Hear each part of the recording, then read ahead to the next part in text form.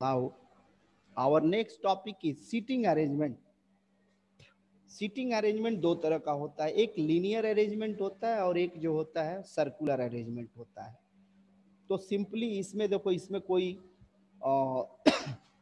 फंडा नहीं, इसका कोई थ्योरी नहीं है। सिंपल हम लोग क्या करेंगे कि फिगर ड्रॉ करेंगे। लीनियर है तो लीनियर ही बैठाएंगे according to given condition.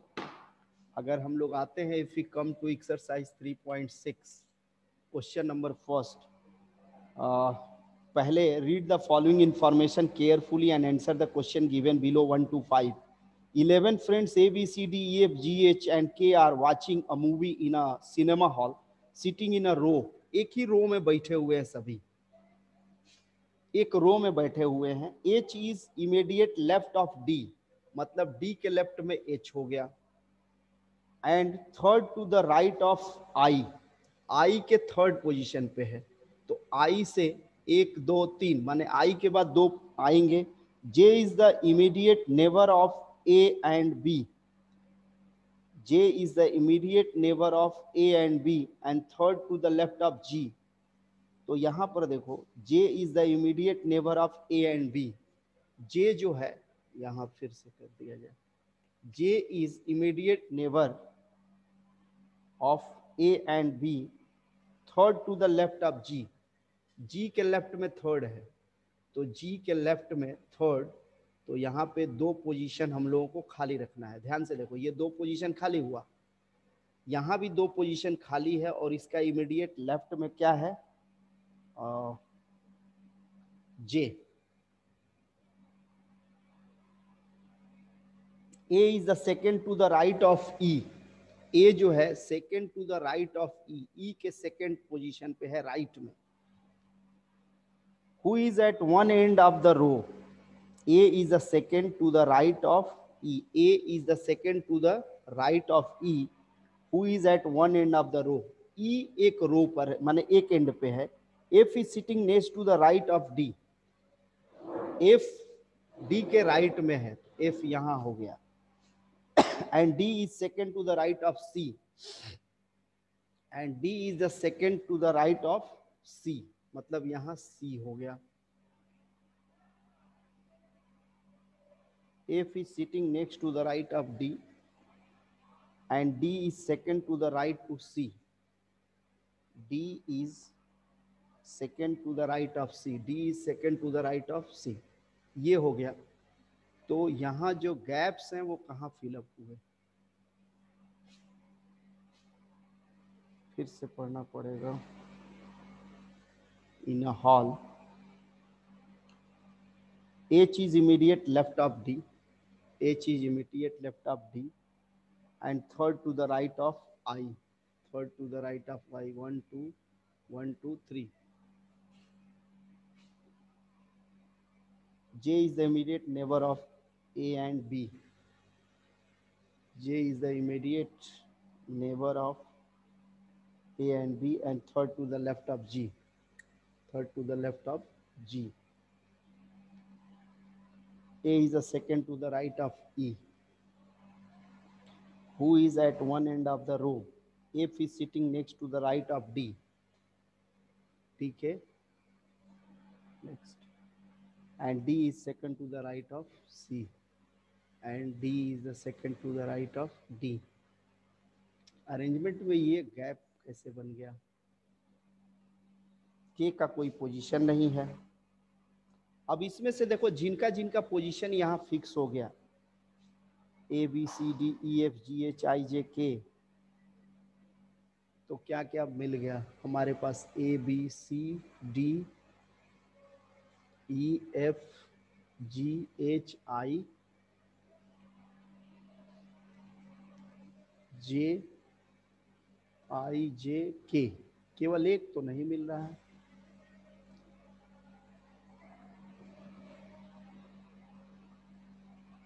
Who is sitting at the center of row?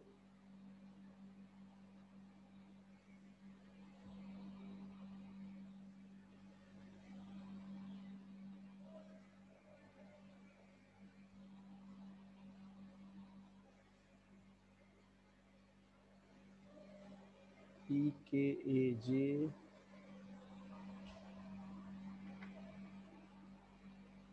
Information में कुछ गड़बड़ है क्या? J is the immediate neighbour of A and B. J is immediate neighbour. अच्छा, इमीडिएट नेबर का मतलब ए और बी के बीच में आएगा। J is the immediate neighbour of A and B, third to the left of C, A is the second to the right of ई।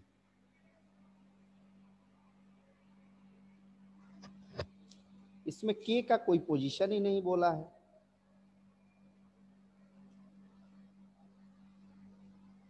के का, अच्छा चलो, ये इसमें के का कोई पोजीशन नहीं बोला, ये कुछ गड़बड़ है। के का पोजीशन खाली होना चाहिए। दूसरा कंडीशन, अगर ई एक एंड पे है, यहाँ दिया हुआ है देखो, E is, A is second to the right of E, तो सेकेंड माने यहाँ ए हो गया, second to the right of E. F is sitting next to the right of D and D is second to the right of C.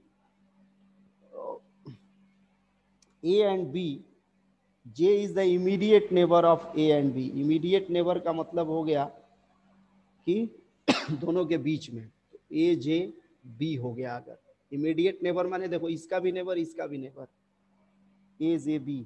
अब क्या है, J is the immediate neighbor of A and B, third to the left of G, third to the left of G, तो 1 2 3, G यहाँ ले ले तो ये gap होगा, third to the left of G, A is second to the right of E, ये हो गया। नाउ G का और किसी के साथ रिलेशन है, H is immediate left of D and third to the right of I. F is sitting next to right of D and D is second to the right of C. इसमें कोई relation नहीं बन रहा है D और D का। H is immediate left of D and D क्या है, F is sitting next to right of D, second to the right of C. अगर D को देखें तो C के राइट में है, C का भी पोजीशन क्या है,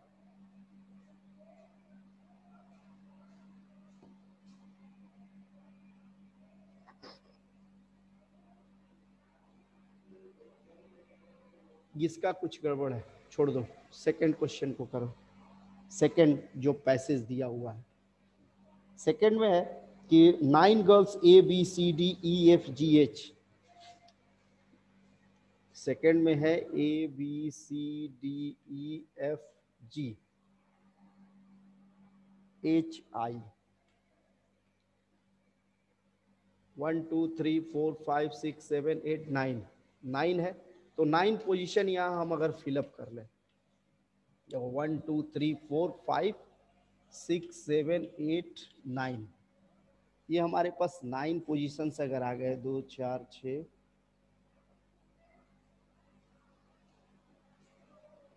9 पोजीशन यहाँ लिख लो।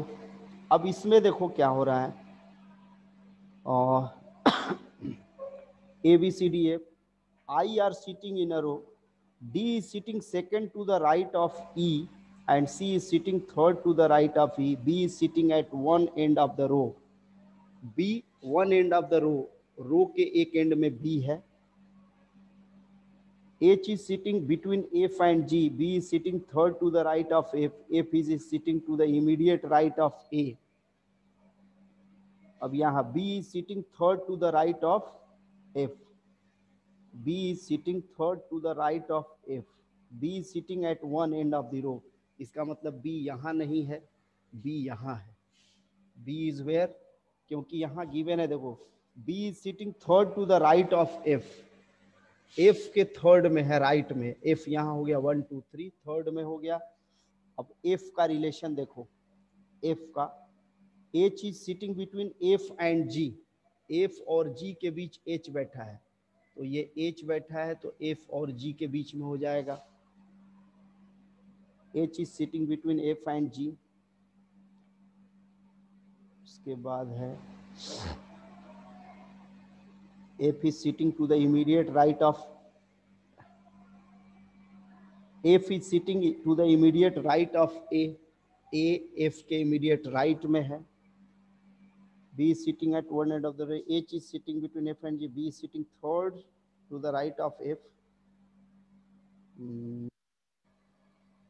Now D is sitting second to the right of E,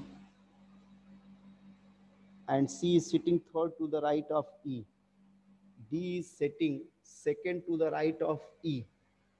तो अगर E को यहाँ लिया जाए, T is sitting second to the right of 1, 2, second to the right of E, and C is sitting third to the right of E. C यहाँ होगा, तो क्या बच गया? I बच गया. यहाँ देखो इन सब का पोजीशन अगर भर गया तो I यहाँ भर दिया जाएगा. तो पहला क्वेश्चन है, इसमें I का कहीं कंडीशन नहीं दिया हुआ है, तो I write the seating arrangement. तो ये हमारा सीटिंग अरेंजमेंट क्या हो गया? EIDCAFHGB. समझ गए? Hello hello. Yes sir. देखो सीटिंग अरेंजमेंट में कुछ इस तरह से पढ़ के तुमको भरना है. 9 है तो 9 पोजीशंस लिख लिए, जो कंडीशंस दिया उसके हिसाब से भरते गए, और जो खाली बच गया उसमें से जो खाली बचा वहाँ बैठ जाएगा. अब इसमें जो क्वेश्चंस दिए उनको आसानी से सॉल्व कर सकते हो. राइट द सीटिंग अरेंजमेंट, तो पहला आंसर हो गया. Who are the immediate neighbours of A? A का इमीडिएट नेबर क्या है? सी एंड एफ. ए का इमीडिएट नेबर क्या हो जाएगा? C and F. Who is sitting to the right of E? E के राइट में कौन है? आई हो गया. Which girl is sitting exactly in the middle of all girls? Middle में कौन है? तो 1 2 3 4 A is in the middle. तो अगर एक बार ये अरेंजमेंट बन गया तो हमारा सारे क्वेश्चंस का आंसर क्या होगा? सही होगा. और अगर ये अरेंजमेंट गलत हो गया, सारे क्वेश्चन का आंसर गलत होगा. अगला देखा जाए. आ गया समझ में ये? Hello hello. Yes yes sir. किसी को इसमें डाउट नहीं है ना? ये कंडीशंस दिया हुआ है. अच्छा, जिनके पास बुक नहीं है उसको मैंने भेजा भी नहीं है, उसको प्रॉब्लम होगी. हेलो. बुक किसके किसके पास नहीं है? Yes sir. सर है. प्रशांत तुम्हारे पास है? नो सर, आ जाएगा 1-2 दिन में. दिव्यांशी. हेलो. यस सर, है मेरे पास. तो अभी can you send a clip of 1 page? इस लड़के को अच्छा रहने दो, ग्रुप में भेज नहीं सकते हो तुम लोग, ठीक है?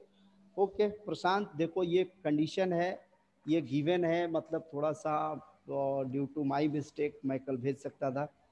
ये दिया हुआ है, कंडीशंस दिए हुए हैं, उसके अकॉर्डिंग हमें पोजीशन लिखना है, और उस पोजीशन के अकॉर्डिंग जो क्वेश्चन दिया होगा वो सॉल्व करना है, मतलब आंसर देना है. तो ये तो था लीनियर. अब अगर सर्कुलर देता है तो क्या होगा? पहला क्वेश्चन हम लोगों का थोड़ा सा पहले में क्या गड़बड़ है थोड़ा देखा जाए फिर से. 11 friends A to K, A B C D E F G H I J K, 11 friends हैं जिनका ये 11 पोजीशन हमने बना दिया. 1 2 3 4 5 6 7 8 9 10 11, ये हमारे पोजीशंस हो गए. क्वेश्चन के अकॉर्डिंग दिया है कि इन अ रो H is immediate left of B and third. पहले तो एक कॉर्नर पकड़ेंगे कि सबसे किनारे लेफ्ट या राइट में कौन है. तो इसमें देखो दिया हुआ है कि E who is at the one end of the row. E यहाँ एक रो एंड पे बैठा हुआ है. A is the second to the right of E. A is second to the right of E. तो यहाँ A हो गया. अब कह रहा है कि J is the immediate neighbor of A and B. मतलब J यहाँ है तो ये B हो जाएगा. H is immediate left of D. D is second to the right of C. F is sitting next to the right of D. F is sitting. J is the immediate neighbor of A and B हो गया. H is immediate left of D. F is sitting next to the right of D. अब इसमें D is second to the right of C. अगर हम यहाँ C लेते हैं तो D is second to the right of C. 1 2 ये D 1 2. और क्या दिया? F is sitting next to the right of D. F यहाँ है. F is second. F is sitting next to the right of D and D is second to the right of C. Next है H is immediate left of D and third to the right of I. H is immediate left of D. H जो है immediate left of D है, but third to the right of I. I के ये third पे है, यानी कि यहाँ अगर I लेते हो, यहाँ हम I लेते हैं तो 1 2 3 थर्ड पे H आएगा. ये क्या गड़बड़ है? H is immediate left of D and third to the right of I. I से third पे है. 1 2 3. H is immediate left of D and third to the right of I. H is immediate left of D and third to the right of I. यहाँ देखो I के third में H है तो 1 2 3 third में अगर H हो जाएगा तो D यहाँ आएगा. F का पोजीशन कहाँ जाएगा? इसको मिटा दिया जाए तो हमारे पास ये 2 खाली हो रहे हैं. तो इसको फिर से अगर सजाया जाए, यहाँ E ले लेते हैं. A E A J B C E A J B C. I को यहाँ कर लिया जाए. 1 2 3 यहाँ पे H कर लिया जाए, यहाँ पे D कर लो तो यहाँ पे F. अब पढ़ा जाए. यहाँ देखो H is immediate left of D. H is immediate left of D and third to the right of I. Third to the right of I. 1 2 3 third हो गया. J is the immediate neighbor of A and B. D is second to the right of C. D is F is sitting next to the right of D. F is sitting next to the right of D and D is second to the right of C. और D जो है C का second हो गया. C का second हो गया. ओहो A B C. J is the immediate. मतलब C यहाँ नहीं होके C यहाँ होगा. 1 2 3 1 2 3 4 5 6 7 8 9 10 11 11 है. तो क्या क्या बच गया? E A J B I C H D F. इसको हटा दिया जाए तो क्या बन रहा है? 1 2 3 4 5 6 7 8 9 10 11. 2 पोजीशन हमारे खाली रह जा रहे हैं. तो क्या क्या लग गया? A हो गया, E हो गया, J हो गया हमारा, B I C H D F. G and K. G का कोई पोजीशन इसमें दिया है ना? A and B. J is the immediate neighbor of A and B and third to the left of G. J third to the left of G. तो third to the left of G ये J है, यानी कि यहाँ I होगा. D H is immediate left of D and third to the right of I.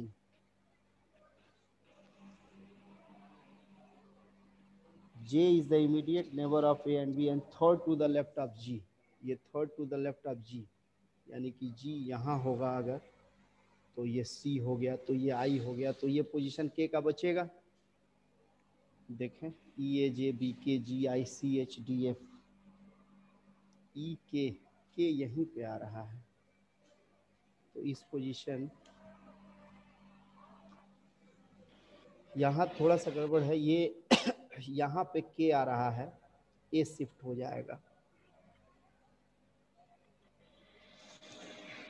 के यहाँ आ रहा है, ए जे बी।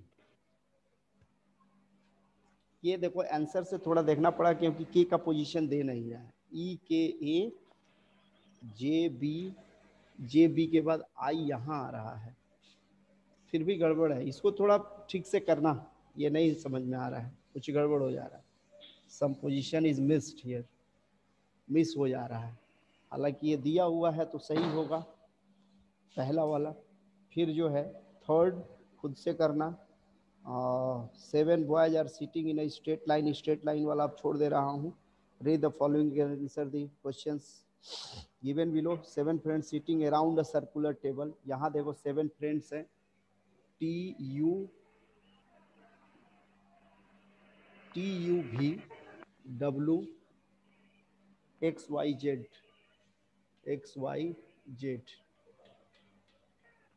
ये सर्कुलर टेबल पे बैठे हुए हैं। तो 7 पोजीशन होंगे, 1 2 3 4 5 6 7, 7 पोजीशंस हम लोग ले लिए। और facing toward centre, Z is second to the left of W, Z is second to the left of W, W का Z is second to the left of W. तो अगर डब्लू को यहाँ ले रहे हैं तो 1 2, Z is second to the left of W हो गया।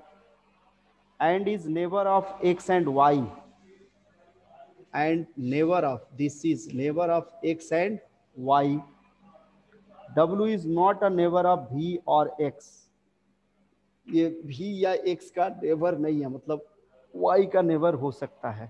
T is the neighbor of U and V, T is the neighbor of U and V, तो V का ये पोजीशन होगा नहीं, तो T is, ये U हो सकता है, तो ये T होगा, ये V होगा, ठीक है।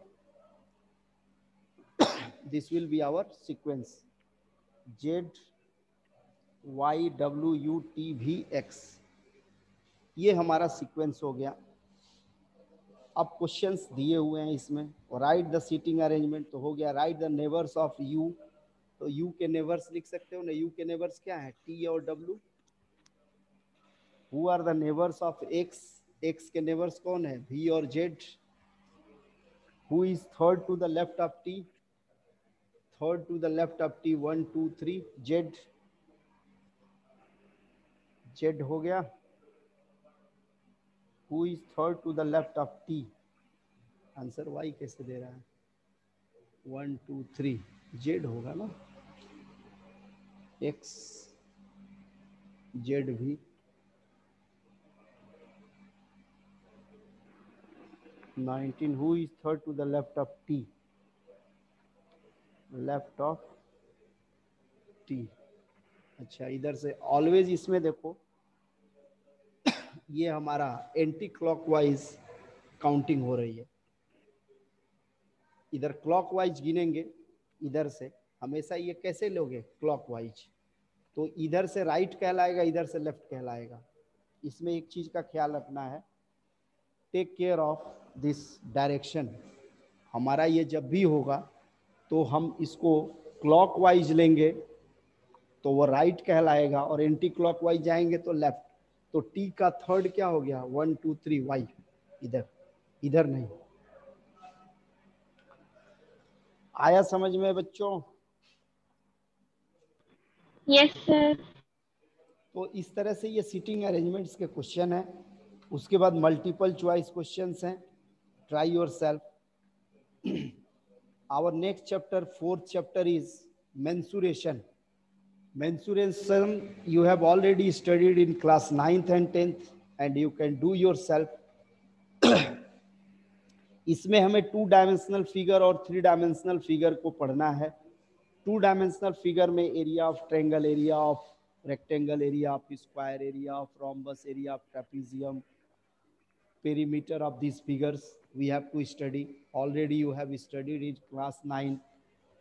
What are the formula to find the area of triangle?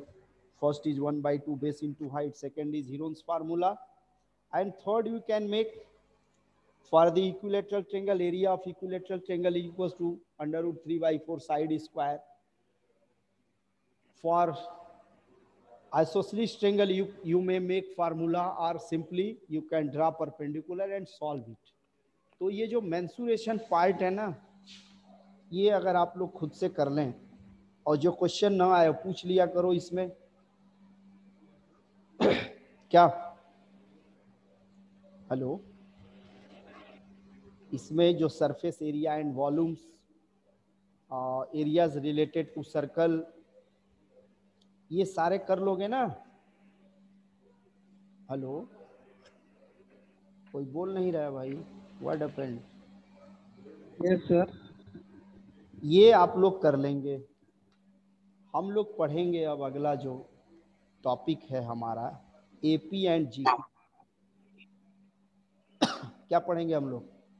Sequences and series. अगला टॉपिक हम लोग पढ़ेंगे सीक्वेंसेस एंड सीरीज।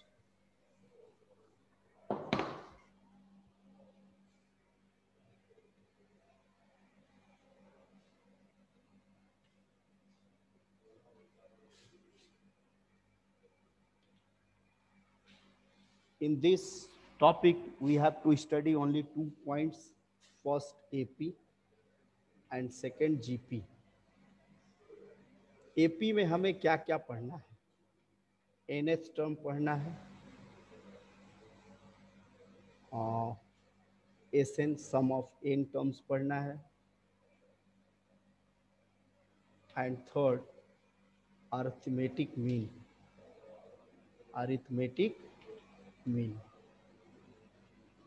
जीपी में भी यही 3 चीजें पढ़नी है, nth term of GP, sum of n terms of GP and arithmetic के जगह geometric mean GM, and in short it is called AM. AM here, capital AM means arithmetic mean, sum of n terms and nth term. तो AP भी तुम लोग 10th में पढ़े हो, कोई फार्मूला चेंज नहीं है। Sum of nth term means a plus n minus 1 into d, and this sum of n terms will be equals to n by 2 into 2a plus n minus 1 into d. Arithmetic mean a new topic we will study here. Arithmetic mean का मतलब क्या होता है? What is the meaning of arithmetic mean?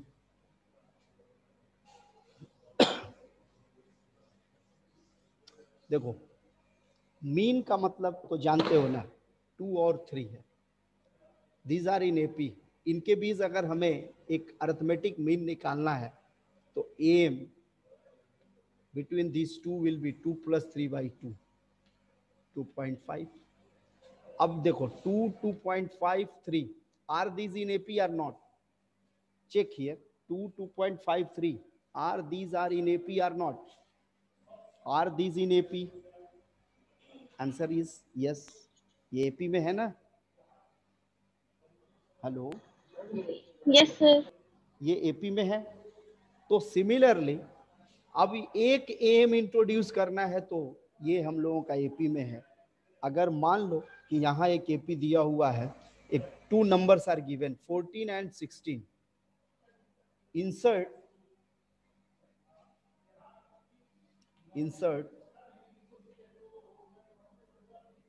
5 AM between 4 and 16।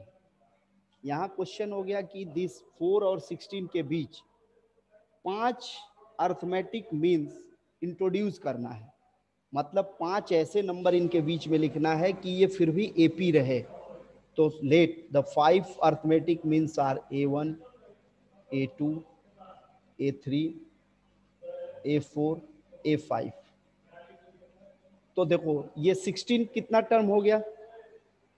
1 2 3 4 5 6 7th year. यहाँ first term हमारा क्या है? Your first term is 4 and seventh term A7 is equals to 16. So A7 means A plus 6D equals to 16. A is 4 plus 6D is equals to 16. So 6D is equals to 12. तो D is equals to कितना हो गया? 2. D का value कितना हो गया? 2. Common difference 2 है, तो पहला टर्म 4 है, तो इसमें 2 जोड़ोगे तो दूसरा मिल जाएगा, फिर 2 जोड़ोगे तीसरा, 10 12 14 एंड 16।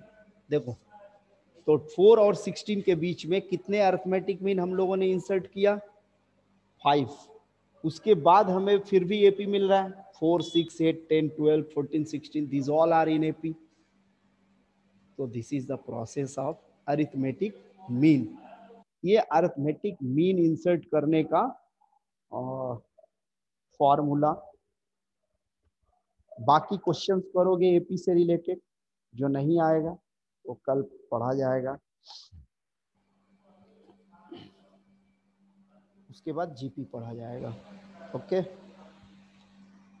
ठीक, सर। मिलते हैं फिर कल। Thank you sir.